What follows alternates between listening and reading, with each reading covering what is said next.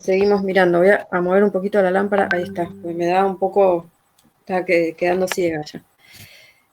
Bueno, sí, la idea es que ustedes tengan eh, que sea también algo entretenido, ¿no? Buscar un poco y como le pasó un poco a Marcelo, que se encontró con todo un mundo, un poco es que vean eso porque el día de mañana, si ustedes reciben una colección de material que tienen dudas o que no conocen los problemas que puede tener o que tengan algún tipo de curiosidad o problemática, puedan saber cómo buscar y cómo arreglárselas de alguna forma, y si no, buscar a alguna persona que trabajó con ese tipo de material y puedan buscar asesoramiento, que a veces también eso en conservación es bastante común porque los bienes culturales tienen tanta variedad de materiales que, bueno, es como muy vasto todo. Así que la idea es esa, que aprendan a buscar y después contesto los mails que me quedaron.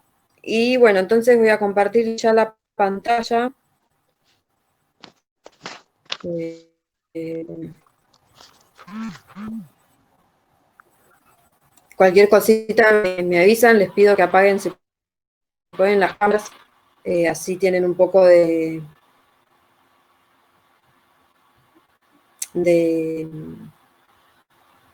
digamos, la señal es mejor en este caso, si hay menos pantallas. Bueno, como el tema de hoy se llama humedad relativa incorrecta.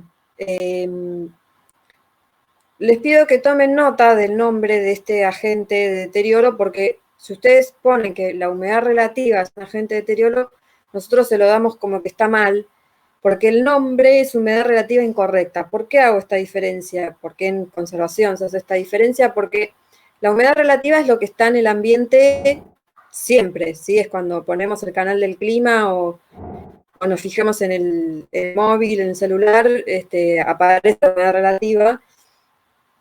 Y esto es un factor meteorológico que nos dice el porcentaje de humedad. Ahora, la humedad relativa incorrecta en conservación es un agente de deterioro, que ahora van a ver por qué es lo que produce en algunos materiales y cómo se lo define. Esto es diferente a digamos, el común denominador, ¿sí? Diferente a decir humedad relativa solo. Humedad relativa incorrecta, así como también después vamos a ver en la otra clase, temperatura incorrecta, son particularmente agentes a los que se les coloca este nombre porque es un agente de deterioro ambiental, lo que se lo conoce como la problemática ambiental, ¿sí? Y las acciones en conservación que se hacen para reducir el deterioro que produce este agente van a estar implicadas en el ambiente, ¿sí? Ahora igual vamos a ir viendo bien despacio.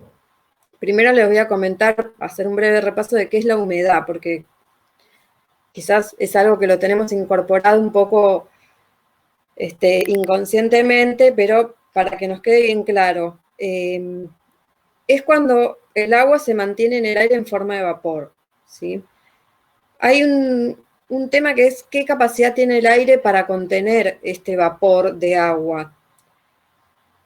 Esta capacidad del aire varía según la temperatura del aire, ¿sí? Si el aire está muy frío, hay menor humedad contenida en ese aire. Y si el aire está caliente, va a poder retener más agua. Por eso vieron que cuando hay mucho calor, acá, que ahora nos pasa que hay mucha humedad también, porque antes, no sé si alguno se acuerda, cuando hacía calor no había tanta humedad, porque el aire no estaba tan caliente. Digamos, no sé si alguno alguna vez fue a un lugar, a alguna zona geográfica de temperaturas más frías, quizás pudieron notar que el aire es como más seco. Hay toda una explicación química a por qué el aire frío, ¿sí?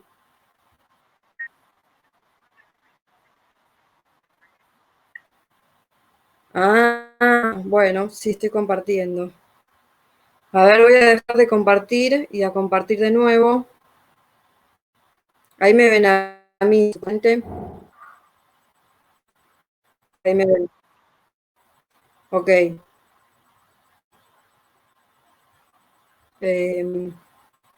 Bueno, a ver, voy a intentar de nuevo. Porque me titilaba antes. ¿Ahí la ven? Ahora Sí, sí, se ve. gracias. Sí, sí. Bueno, gracias por avisar. Entonces, por las dudas les muestro antes humedad relativa incorrecta y el aire, el agua, ¿sí? Está en forma de vapor. ¿Se acuerdan los estados de agregación de la materia? Está gaseoso, sólido, líquido. Bueno, cuando el agua está en forma de gas, ¿sí? En vapor, digamos, y está presente en el aire, es lo que llamamos humedad relativa. Bien, entonces, como yo les decía, el aire que está frío, ¿sí? va a tener menos capacidad de contener agua en suspensión. Cuando el agua está caliente, cuando el aire está caliente, perdón, tiene más capacidad de contener gotas de agua, ¿sí? Por eso yo les ponía el ejemplo del calentamiento global. Ahora, esto se mide, ¿sí? Porque es la forma que tenemos de saber, digamos, con parámetros numéricos, todo esto que percibimos nosotros en la piel, ¿sí? En los huesos que a veces nos duelen, se puede medir. Hay diferentes instrumentos de medición de la humedad relativa. Después ustedes van a ver, en conservación se usan unos que se llaman jobos, y si no está el higrómetro de boleo, que yo a veces cuando doy esta clase lo llevo para que lo vean, que tiene bulbo seco, bulbo húmedo, pero más allá de eso, que ustedes después lo van a ver en nivel 2, ¿sí? Cómo se mide, con qué instrumentos, hay que tener en cuenta que cómo medimos y qué medimos es lo que nos va a influir en la capacidad de resolución de mitigación de este agente, ¿sí? ¿Por qué? Hay que tener en cuenta la humedad absoluta, la humedad relativa y el contenido de humedad en equilibrio. Y ahí está esas letras EMC, porque en inglés es equilibrio, Monster Constant. Lo que ustedes tienen que saber de diferente que hay materiales que son más sensibles a, digamos, a retener la humedad. Hay materiales que siempre tienen un poco de humedad en su masa crítica. Por ejemplo, les voy a poner un ejemplo muy tonto, pero que me gusta dar para que ustedes comparen primero con materiales sencillos y después pasemos a los materiales más complejos. ¿Vieron la uva? La fruta, la uva, cuando está en formato pasa de uva, ¿sí? Es como que está disecada, ¿sí? Es más durita, está toda arrugada. Bueno, ahí el agua que contiene la fruta en forma natural no está. Entonces, la fruta se va a ver deformada, ¿sí? Y se va a ver más dura. Asimismo, digamos con grandes diferencias que ahora las vamos a ir viendo, sucede con la madera, por ejemplo. Hay un agua que tiene la madera muy, muy adentro, es un porcentaje muy, muy bajo, el cual forma ocupa un volumen en su espacio, en las capas en la estructura que tiene adentro la madera, la cual tiene que mantenerla, ¿sí? Y que eso ocupa una dimensión en su estructura. También pasa así con el papel y también pasa así con otros materiales. Esa capacidad o esa humedad que tiene este material es lo que se llama EMC, que es esas siglas que ustedes ven ahí, que es contenido de humedad en equilibrio. O sea, es una humedad que está presente adentro del material y que el material crece, ¿sí? Y se modifica conteniendo esta misma humedad que le es propia. Entonces, por un lado está la humedad que tiene el material adentro, Por el otro lado está la humedad relativa que está en el ambiente y por el otro lado está la humedad absoluta. La humedad absoluta es la humedad en términos del peso del valor de agua por unidad de volumen de aire. Lo que es importante que ustedes sepan es que cuando hay una saturación, o sea, cuando la humedad está saturada, cuando el espacio se saturó de humedad, digamos, el valor en términos de lo que medimos en cuanto a la humedad va a cambiar, ¿sí? A ver, vamos a tratar, ahora les voy a mostrar ejemplos y va a ser más fácil de entender. La humedad absoluta son los gramos de vapor de agua contenidos en una determinada cantidad de aire seco. ¿Por qué gramos de vapor de agua en metros cúbicos? Porque es cuando ya el agua, el aire se saturó de agua, ¿sí? Por eso se mide en gramos. Acá, esta es la fórmula. La humedad relativa, a diferencia, ven, de la humedad absoluta, es una medida de la cantidad de vapor de agua contenida en el aire a una temperatura en particular. Entonces, ¿se acuerdan que yo cuando... bueno, con ustedes no, porque no, todavía no les di temperatura, perdón. Pero a veces cuando explico estos temas, les explico también que hay como una referencia, ¿sí? O sea, que se miden estos parámetros teniendo en cuenta una referencia. Por ejemplo, se expresa como un porcentaje. Esto se puede escribir en una ecuación: vapor de agua presente en el aire, ¿sí? Sobre vapor de agua requerido para saturar el aire a esa temperatura. O sea, que la referencia en este caso va a ser el vapor de agua requerido para saturar el aire a esa temperatura. Entonces, con respecto a eso es que se mide el porcentaje. Ahora, cuando veamos ejemplos, seguramente se lo van a poder asociar un poquito mejor. Acá yo, estos pequeños gráficos lo que indican ven cuando el espacio es reducido y en el mismo espacio hay un 100% de humedad, ahí la humedad es absoluta, ¿sí? Es lo que se llama humedad absoluta.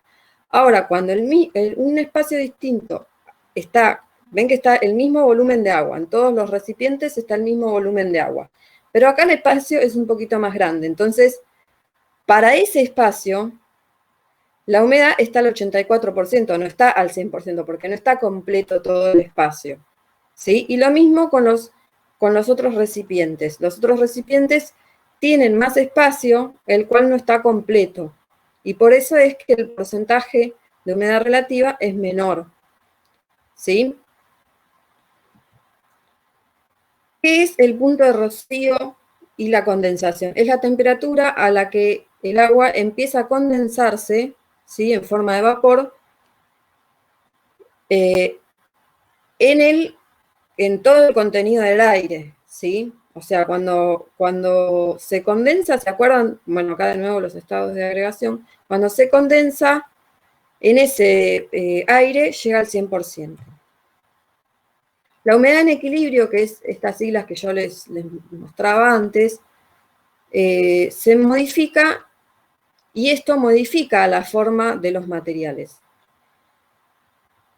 Acá una breve definición. Es la cantidad de humedad contenida en un objeto cuando alcanza el equilibrio con el ambiente, ¿sí? O sea, esta humedad que está contenida en el objeto está equilibrado, ¿sí? Su estructura física está equilibrado con respecto al ambiente. Cuando el objeto empieza a incorporar más humedad de la que es capaz, se va a empezar a deformar, ¿sí?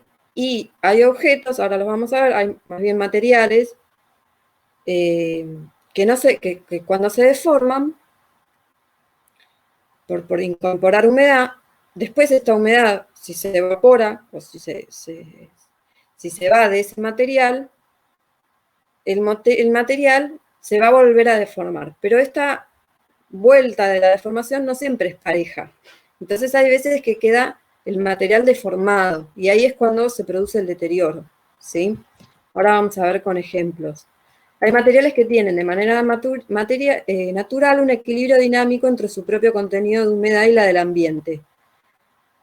Ahí yo puse un libro. Las moléculas de agua entran y salen de los materiales cuando se iguala el número de moléculas que son absorbidas y eliminadas, se alcanza el equilibrio. ¿Sí? O sea, cuando está este equilibrio, el material no sufre daño, ¿sí? Porque en realidad no podemos, es muy difícil lograr que en un espacio no exista la humedad. Primero que algunos materiales, esta inexistencia de humedad les puede afectar también, justamente por lo que estamos diciendo. Y segundo, que no es a lo que queremos llegar. Lo que queremos llegar es que, según el material que tenemos y según esta interacción que tiene el material con la humedad y con el ambiente, van a ser las medidas que desde la conservación vamos a tomar. ¿Sí? Para eso tenemos que obviamente conocer el material.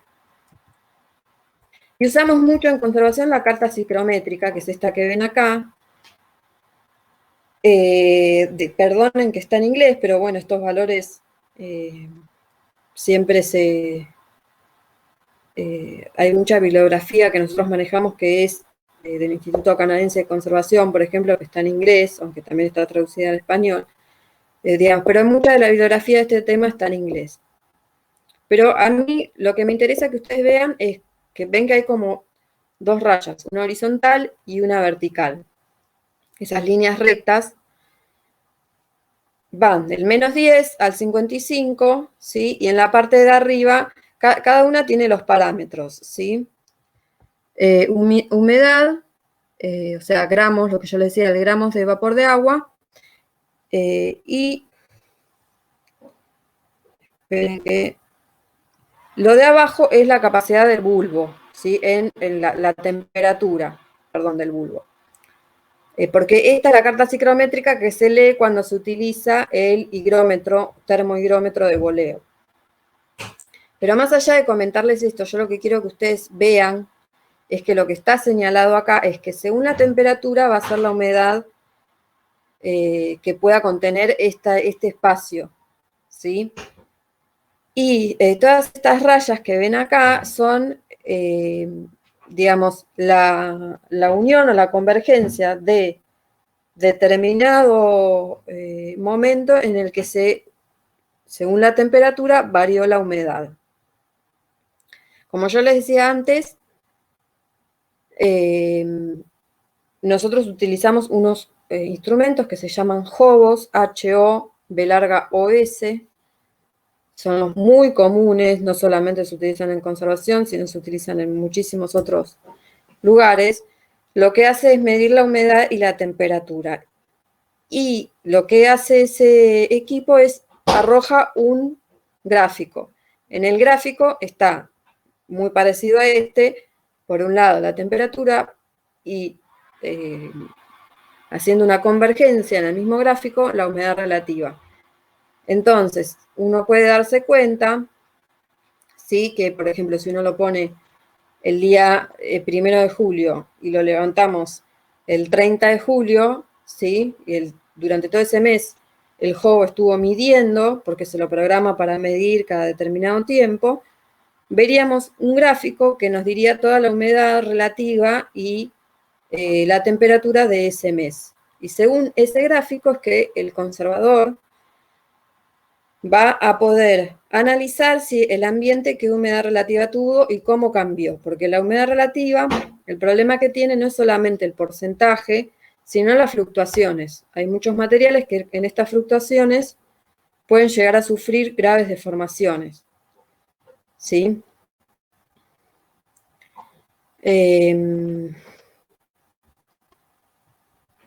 Bien. Entonces, ahí hay un gráfico un poquito más simple, es la misma carta, pero ven que está la temperatura y la humedad absoluta. Y en el medio acá la RH, que es la humedad relativa. Así es como se Se fue mide. la imagen otra vez. ¿Se fue? Bueno. Sí.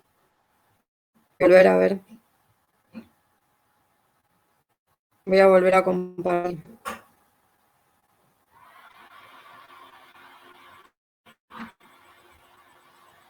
Ahí aparezco yo.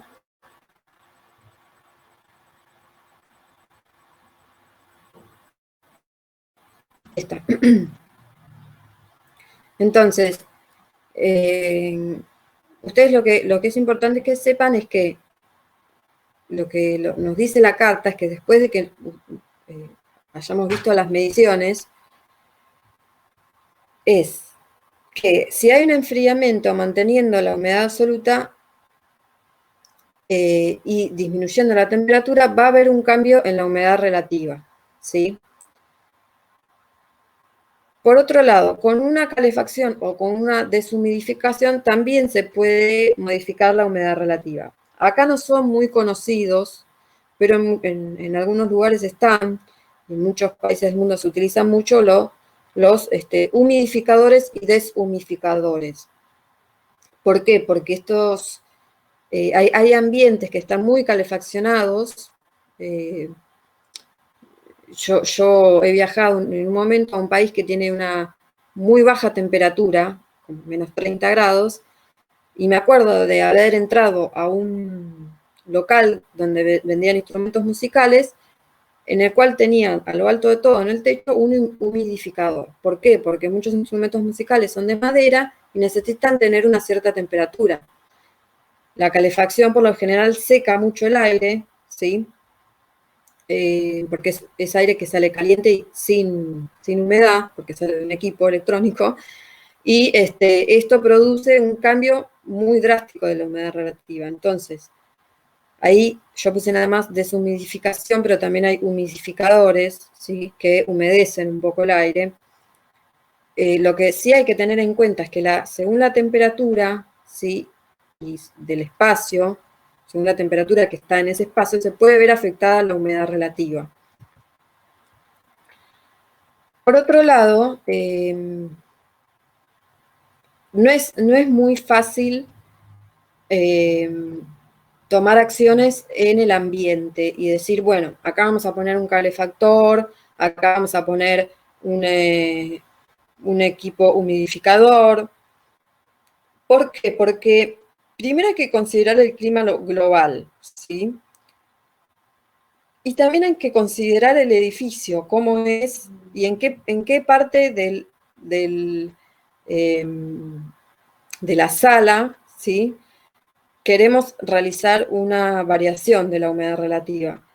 No es lo mismo, ustedes saben, un depósito o un almacenamiento que está en el subsuelo a un depósito o un almacenamiento o también llamado reserva técnica que está en el piso más alto del edificio, el cual le da el sol directamente en el techo, ¿sí? Entonces, lo que nosotros tenemos que saber es que si vamos a tomar mediciones de humedad relativa y temperatura, no debemos tomar solo en un punto y solo en una pared o en una sala, sino si realmente queremos saber todo lo que sucede en ese edificio, tiene que ser o en varios puntos de las salas, o si se quiere, digamos, cambiar más que una sala, en varias partes del edificio. Esto no va a ser igual. Incluso si ustedes habrán notado, si alguno tiene alguna estufa en la pared, que esa pared, quizás si la tocan, está un poco tibia. Así que miren cómo se modifica, ¿sí? El ambiente según el equipo que estamos utilizando para cambiar estos parámetros de la humedad relativa y la temperatura. Lo que sí hay que saber es que no es sencillo, ¿sí? Yo siempre me acuerdo de una anécdota que me contó una profesora cuando yo estudiaba conservación, es la conservadora del Museo Nacional de Bellas Artes, que me contó que una vez tuvo que ser la correo, se llama, después les voy a comentar lo que es esta figura, pero es, digamos, simplificando, la persona que acompaña la obra cuando se la traslada, ¿no? Y ella tuvo que acompañar una obra que era un Gauguin, y se acuerda que por más que iba a un museo de Europa, creo que era muy bueno, justo lo querían poner debajo de un aire acondicionado. Por más que tenía seguro y todo, y que esto estaba recontra súper aclarado, ella se dio cuenta que iban a poner a la obra debajo de un aire acondicionado. Imagínense ahí la humedad relativa, cómo varía, ¿sí? En ese punto justamente espacial. Entonces, ¿por qué decimos que la humedad relativa es incorrecta? La humedad relativa es un factor que no podemos evitar y no podemos considerar tampoco como un agente de deterioro en sí. Pero sí podemos considerarlo cuando es incorrecto. Y ¿cuándo es incorrecta la humedad relativa? Por lo general, cuando está arriba de un 75%, o cuando está muy debajo del índice crítico para un objeto, ¿sí? Por ejemplo, hay objetos que necesitan, como yo les comentaba antes de los instrumentos musicales, que necesitan tener un cierto porcentaje de humedad en el ambiente, ¿sí? Hay objetos como, por ejemplo, material momificado, ¿sí? Material orgánico, que quizás tiene que tener una muy baja humedad relativa, ¿sí? Entonces, lo que es importante es que hay factores y que hay proporciones de humedad relativa que son especiales para cada material. Cuando ese material no tiene esa relación de equilibrio con la humedad relativa, es que se la considera incorrecta, ¿sí? Por lo tanto, no es que hay una fórmula mágica que podemos decir, no, cuando está arriba del 50% destruye todo la humedad relativa. No, no es así. Hay materiales que no los destruye y hay materiales que con el tiempo se van a ver deteriorados, ¿sí? Lo que sí sabemos que sí provoca deterioros en cualquier tipo de material son las fluctuaciones. Las fluctuaciones, nosotros mismos lo vivimos en el cuerpo, como nos cansa cuando hay esos cambios bruscos de humedad relativa, pero sí está comprobado que las fluctuaciones en muchos materiales provoca deterioros bastante críticos, ¿sí? Bastante complejos. ¿Qué deterioro produce específicamente la humedad relativa incorrecta? Daño físico, ¿sí? O sea, cambios de volumen que pueden provocar fisuras, desprendimientos. Yo siempre me acuerdo de, no sé si alguno conoce el artista Sorolla. Nosotros tuvimos una vez la oportunidad de restaurar una obra muy linda de Sorolla, pero al señor se le ocurrió pintarla sobre una pandereta. La pandereta, ¿se acuerdan? Es ese instrumento que tiene un cuero, ¿sí? Una superficie de cuero. Imagínense un óleo arriba de ese material con variaciones de humedad relativa. Muy craquelado, con muchas fisuras, muchos problemas, para poder llevarlo a la extensión que necesitaba tener ese material, tuvimos que hacerle una cámara especial, regular la humedad relativa, ¿sí? La humedad relativa también nosotros la regulamos utilizando sílica gel, que es un material muy conocido en conservación, que después lo van a ver, para lo cual nos sirve para llevar en pequeños volúmenes, como puede ser una vitrina, ¿sí? Podemos acondicionarla para que tenga un determinado tipo de humedad. Otro daño que produce la humedad relativa es el daño químico. Favorece y acelera la corrosión e hidrólisis ácida. La hidrólisis ácida es, resumiendo, un cambio en el pH. Después vamos a ver bien qué es el pH, pero lo que tengan en cuenta es que hay materiales que son muy sensibles a los ácidos y otros muy sensibles a las bases, ¿sí? Y hay algo también que sucede, que está relativo al pH, es que todos estos cambios de corrosión y de hidrólisis es como que utilizan al agua como vía de transporte, ¿sí? Entonces, si por ejemplo, no sé, está un material que es de plata, sobre, por ejemplo, supónganse una billutería, que está sobre un paño exhibido en una vitrina, sobre un paño de lana. La lana tiene una proteína que se llama sulfoína, que son cadenas triples de azufre, o sea, es un átomo de azufre con otro entrelazado 3 veces, por decirlo de alguna forma, muy fuerte, es una unión muy fuerte. Ahora, ¿qué pasa? La plata, Ag, ¿se acuerdan el elemento metálico? Ag en la tabla periódica, no sé si alguno se lo acuerda, tiene un índice de oxidación bastante fuerte, bastante alto, y, digamos, un potencial de oxidación que hace que cuando hay un azufre cerca, el azufre, sí, yo siempre lo romantizo un poco para que sea más entretenido, como que al azufre le gusta mucho la plata, la quiere mucho. Entonces, cuando hay un transporte que la haga llegar a ella, como puede ser la humedad, las gotitas de agua, se va a unir y se va a depositar en la superficie de la plata, que va a formar sulfuro de plata, que es una pátina negra que recubre la plata, que después se transforma primero en oxidación y después se transforma en oxidación, en corrosión. Entonces, si no hubiera estado la plata apoyado en esa lana primero, y si no hubiera además una humedad que transporte, ¿sí?, al azufre que está formando esa lana, seguramente no hubiera sucedido la oxidación. Otro problema es el daño biológico. Y esperen que me tomo un mate porque mi garganta...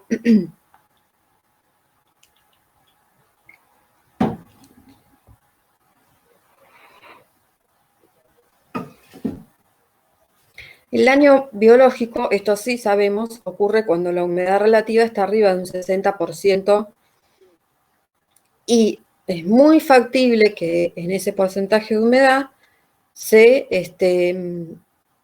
desarrollen una gran cantidad de plagas, como pueden ser mohos, microorganismos, pátinas de cianobacterias, formación de hongos.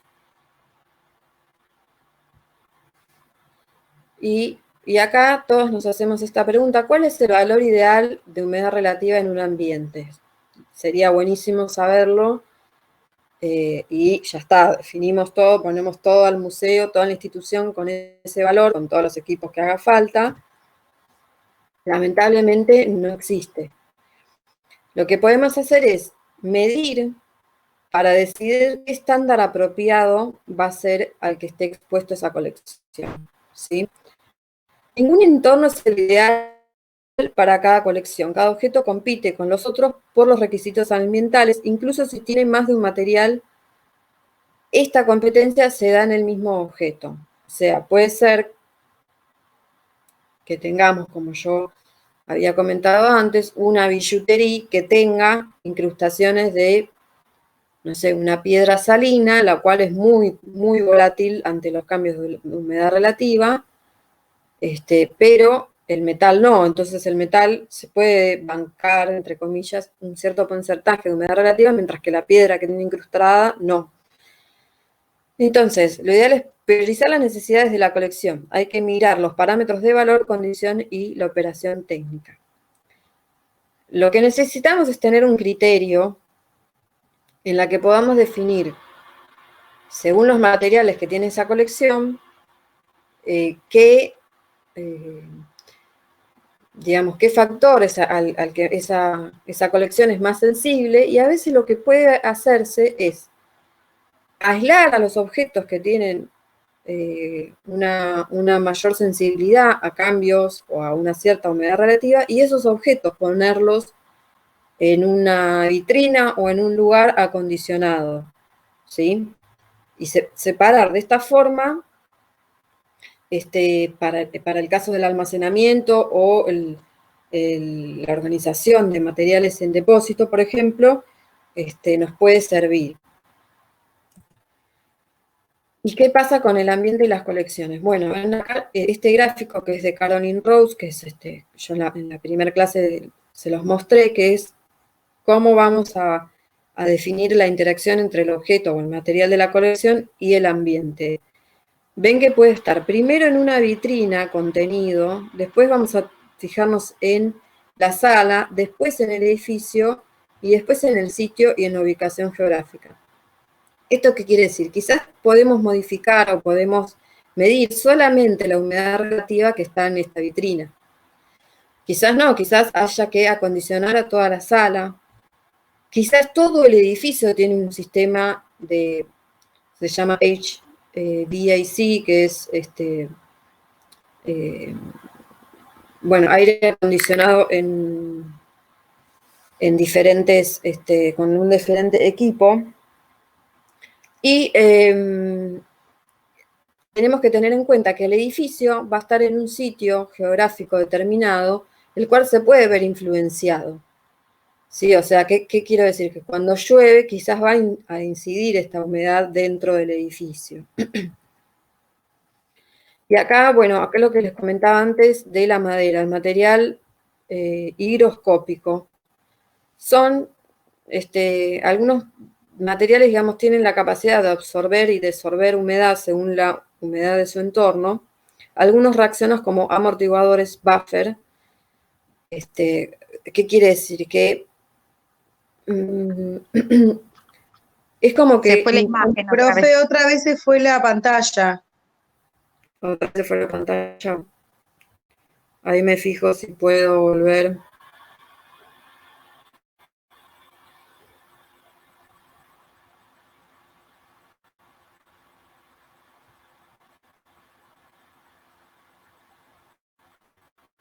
Ahí ven.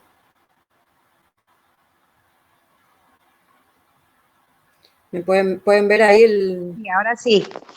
¿Sí? Bueno. Sí.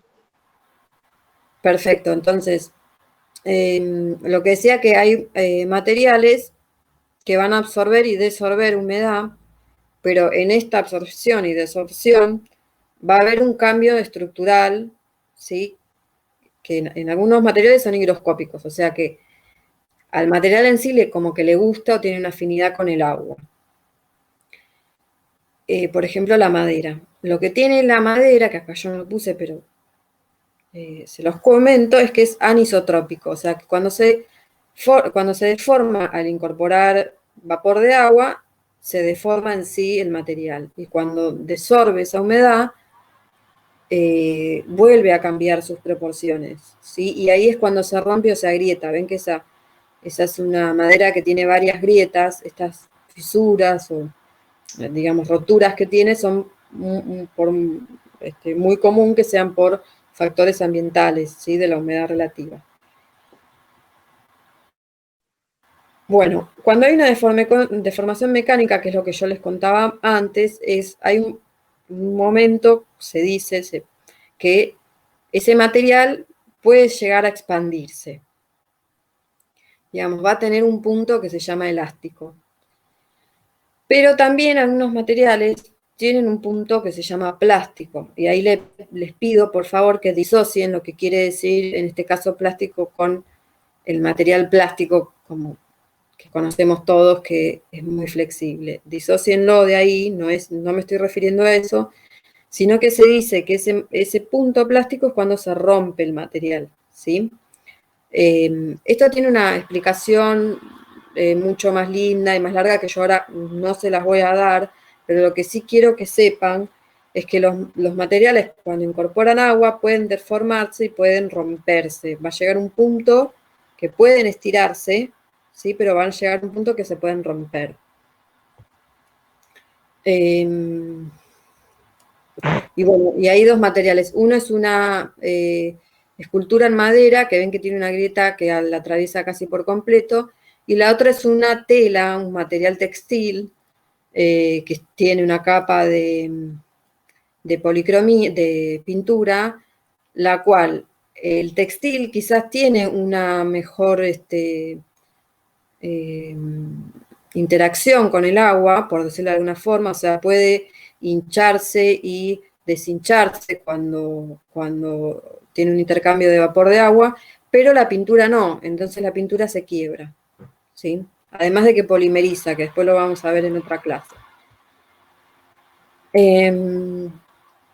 Y bueno, ¿cómo sabemos cuáles son los valores incorrectos que afectan a los materiales? Un estudio fundamental para la comprensión de esta problemática desde la ciencia. Bueno, este estudio fundamental, hay muchos libros que hablan sobre este tema.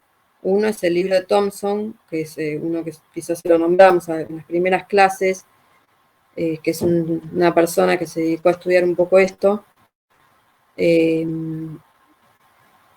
Pero en lo que sí se coincide en general es el daño biológico, sí que arriba de un 60% ya hay formación de microorganismos. Bueno, hay diferentes tests que se pueden hacer. ¿Por qué? Porque como yo les decía, cada material puede tener puede tener como un mayor equilibrio a la humedad ambiente y otros pueden, por decirlo de alguna forma, sufrirla un poco más. ¿Sí? Algunos pueden llegar a tener zonas más elásticas y otros no.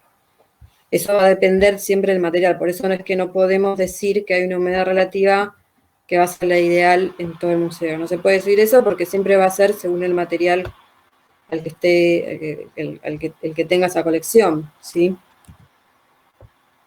Bueno, hay delicuescencia de sales y opacidades en el vidrio, degradación de vidrio alcalino, hay muchos material de vidrio arqueológico que se ve muy alterado con los cambios de humedad, porque algunas civilizaciones, cuando hacían vidrios hace cientos de años, no tenían la misma tecnología que se tiene hoy, ¿sí? Por lo tanto, en el vidrio ¿se acuerdan que el vidrio es un dióxido de silicio, ¿sí? Que viene familiar de la arena. En esa arena a veces había sales, entonces el vidrio puede ser alcalino o salitroso. Según ese cambio que tenga, se puede degradar y puede ser muy sensible a los cambios de humedad. Y delicuescencia de sales, ahí me estoy refiriendo a, vieron que, por ejemplo, el cloruro de sodio, que es la sal de mesa, se mezcla muy bien con el agua cuando cocinamos o cuando vamos a salar algo. Esa compatibilidad tan amigable que tiene la sal, la tienen muchas sales.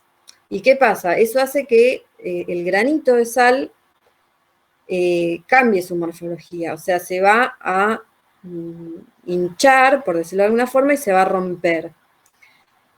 Cuando está formando la sal de mesa, que la tenemos en el salero y la ponemos en la sopa, no hay ningún problema. Ahora, cuando el granito de sal está adentro de un mármol o de una pared, adentro de un poro, y cuando se expande y se rompe, va a romper también el otro material, ahí vamos a tener un problema, ¿sí?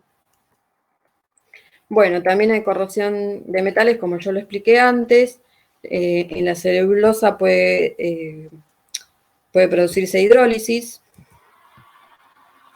Y bueno, ahí hay algunos cambios que pueden tener los materiales que pueden formar parte de algunas colecciones. En este artículo de Erhardt y Mecklenburg de 1994 ya se ha estudiado por tipo de material, ¿sí?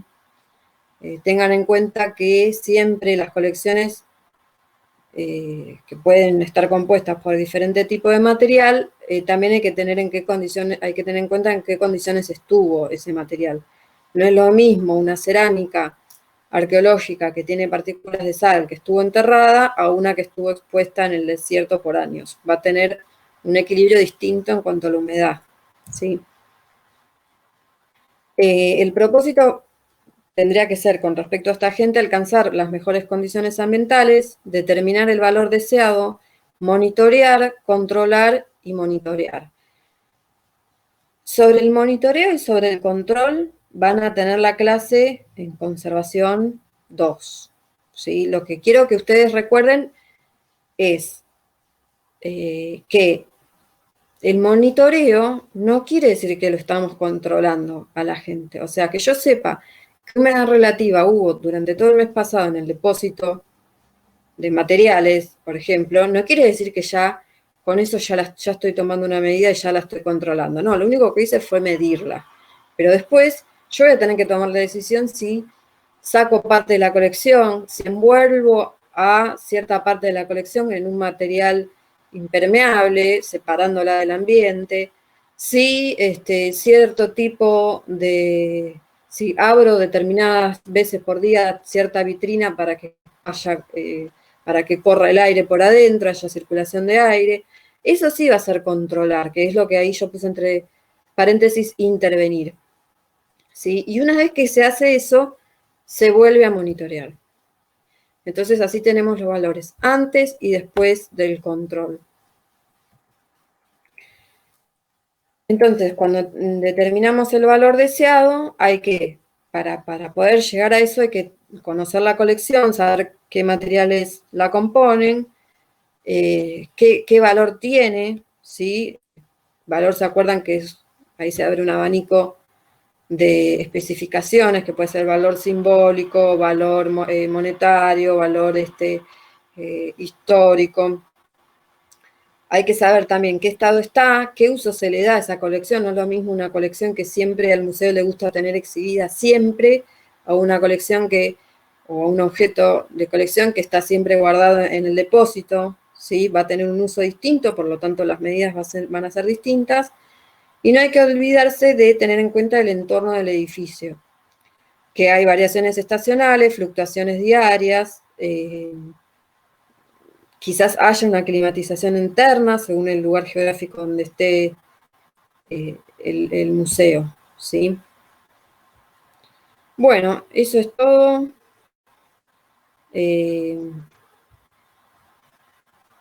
Ahí dejé de compartir.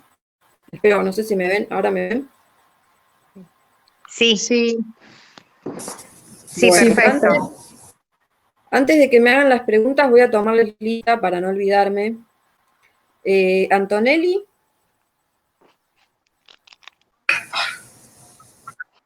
Bueno. Marcelo. Sí, sí, acá. Rosa María. Sí, presente. Perfecto. Vanessa.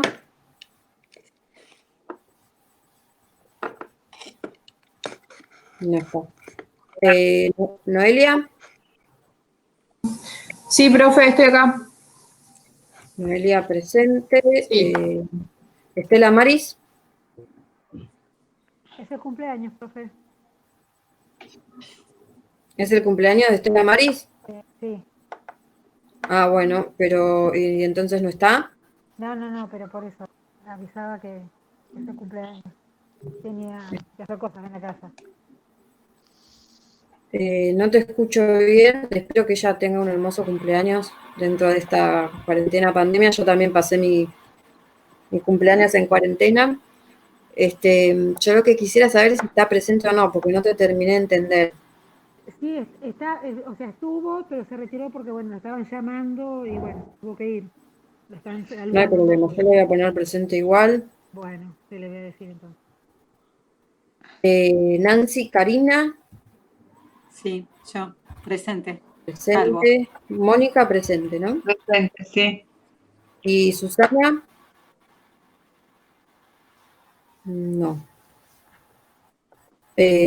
Cintia Carolina, tampoco. Maximiliano, sí, ¿no? Sí. Sí. Mabel Edith, Sí, Juan Marcos, Presente, profe. perfecto. Joana, Presente. perfecto. Lucila, Sofía, Presente. perfecto. Fernanda, Presente, profe. perfecto. Y Adriana,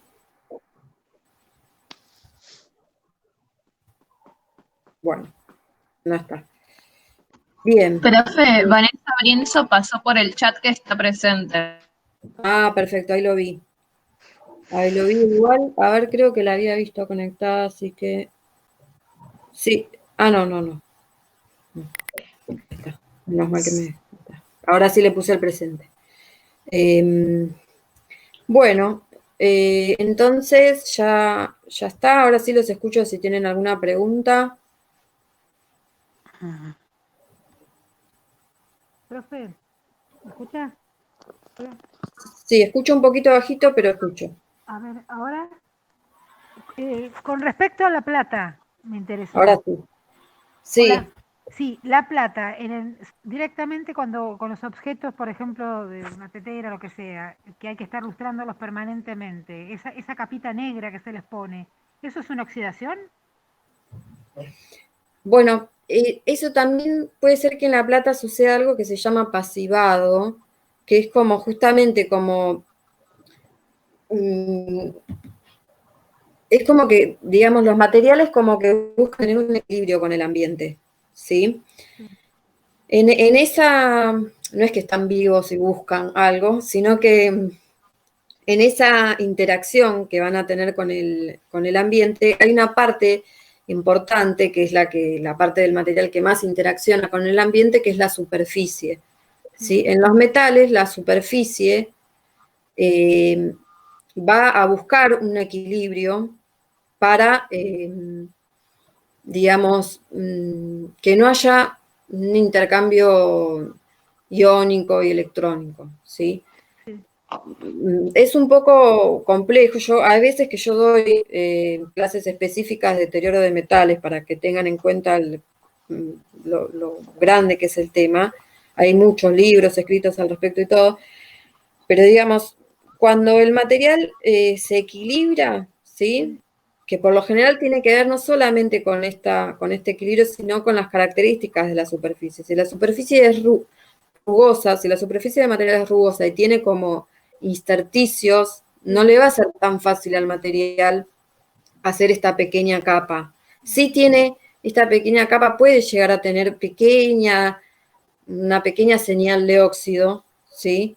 Pero de alguna forma es como que lo protege al metal que está más abajo de la superficie, de que esta interacción quede un poco detenida, ¿sí? Es como si fuera una capa de protección que se forma.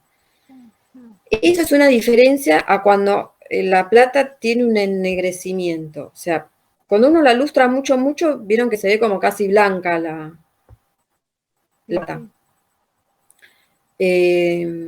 Después, con el paso del tiempo, se vuelve a hacer este pasivado. No sé por qué se prende y se apaga mi cámara, hace lo que quiere. Se interacciona este metal y si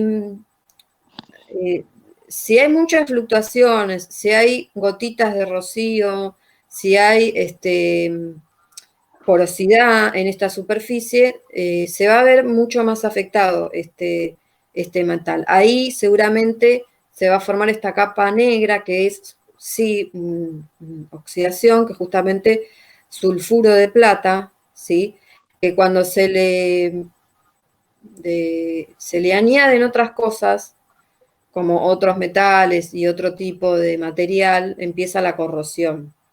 ¿Sí? La corrosión es otro proceso que después quizás en algún momento lo veamos, en el cual ya hay un cambio material más importante. ¿Sí? Pero sí, el ennegrecimiento puede ser una pequeña oxidación, ¿sí? Según las características. No sé si fui clara. Sí, sí, sí. ¿Sí? Bueno. Gracias. No, de nada.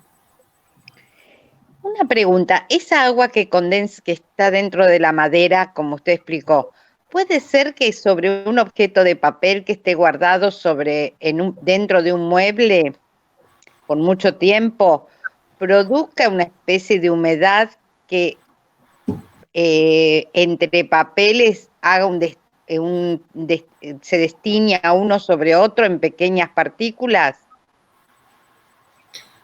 Sí, puede ser, pero no solamente por la madera, sino porque el papel en sí también, que valga la redundancia, el material primitivo. Material vivo.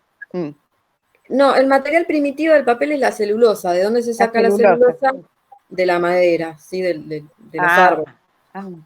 Entonces, sí, la celulosa contiene agua adentro en su estructura molecular y el papel también, por lo tanto, no es que el material en sí produce agua al ambiente, no, pero sí que si hay una interacción superficial con otro papel, por ejemplo, que puede llegar a tener una tinta que se vea alterada o solubilizada con humedad, sí lo puede llegar a corroer. Por eso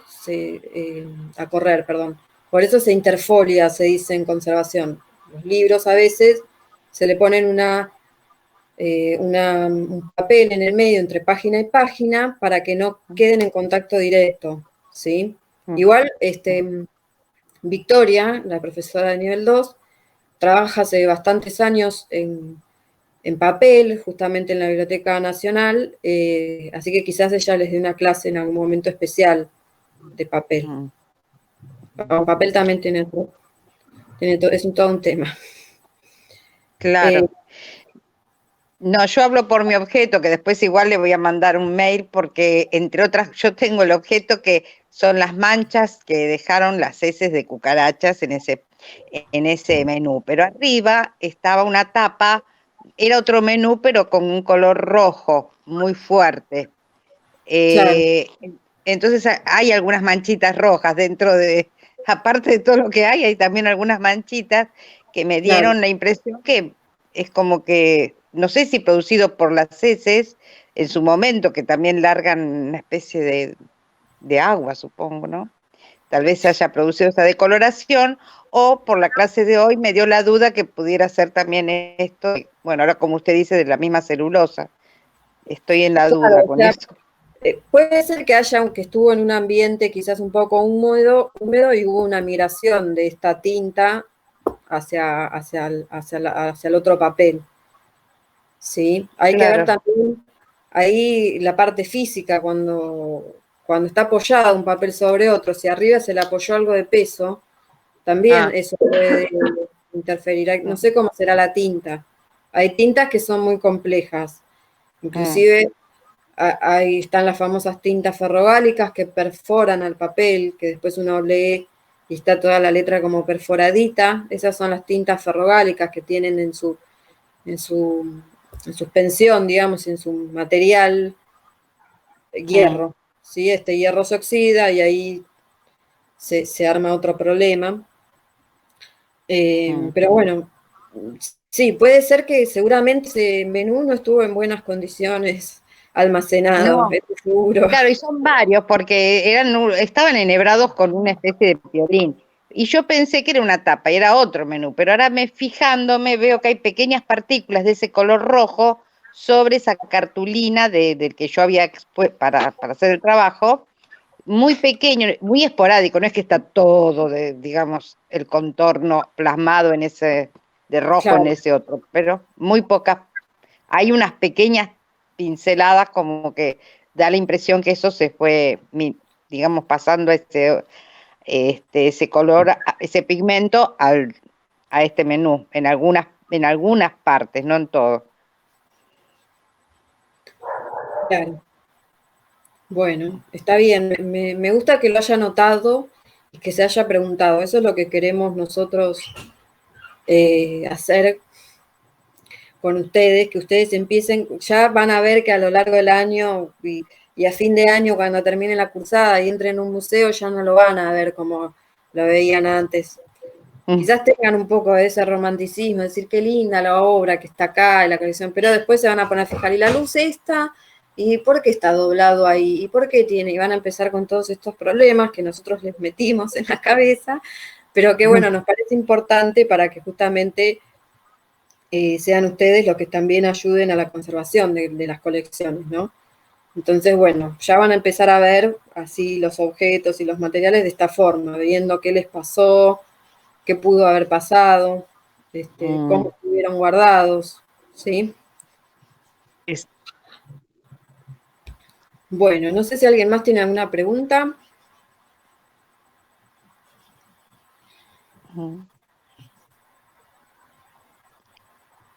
¿No? Bueno, hay dos que creo que ya se fueron. No sé. Bueno, entonces vamos a terminar la clase y el viernes que viene acuérdense que lo tienen libre. Y bueno, cualquier cosa me escriben. Espero que tengan... ¿Cómo? Le vamos preguntando, en este caso, cualquier duda sobre el trabajo, se puede mandar igualmente por cualquier cosa. Porque uno empieza teniendo por ejemplo, yo veía lo de las heces, pero ahora empiezo a ver el pigmento, después empiezo a ver que también hay una especie, supongo yo, de alguna, no sé si moho es lo que tengo que terminar de dilucidar para poder mandar un mail con un poco más de propiedad con respecto al resto de los temas, ¿no? Leerlos mejor. Bueno, sí, si no llegan a poder definir qué pasa, pueden poner alteraciones superficiales, que es un comodín que sirve para muchas cosas. Bueno, muchas gracias. No, Bueno, de pero nada. primero cualquier cosa le consulto, porque capaz que es algo de lo que estuvimos viendo. Lo que pasa es que no me coinciden porque, bueno, hablan como de forma de gota y esto es algo que puede ser un polvo que con el tiempo quedó como una pátina, no sé. Bueno, perfecto, lo veremos puntualmente. ¿Alguien más que tenga alguna pregunta? Bueno, los dejo tranquilos entonces y los vemos el viernes que viene, no, sino el otro. Bueno, muchas gracias, buen fin de semana. Buen fin de De nada, semana. igualmente. Gracias, buen fin de. Gracias.